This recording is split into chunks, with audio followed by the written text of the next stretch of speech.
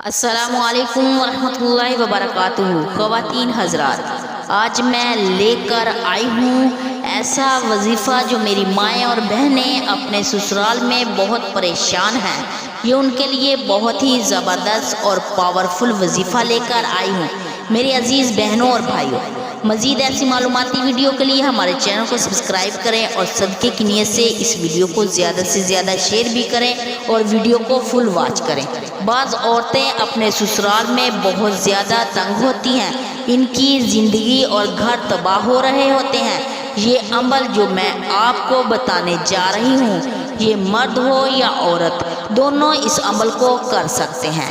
ظلم سے نجات کے لیے، ان کی زبان بندی کے لیے، ان کے فتنے اور شعور کی حفاظت کے لیے میاں بیوی میں ادھوریاں پیدا ہو رہی ہوتی ہیں، اس کو ختم کرنے کے لیے یہ پڑھ سکتے ہیں۔ آپ نے اس میں یہ دیکھنا ہے کہ آپ اس میں غلط تو نہیں ہیں، اگر غلط ہیں تو اپنی غلطی کو درست کر لیں، پھر یہ وظیفہ کرنا شروع کر دیں۔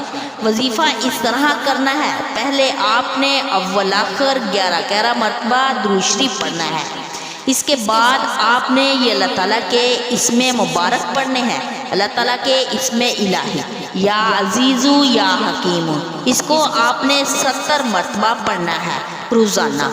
11 دن تک آپ نے یہ عمل کرنا ہے، پھر اللہ رب العزت سے دعا کرنی ہے۔ 11 دن میں انشاءاللہ آپ کا کام مکمل ہو جائے گا۔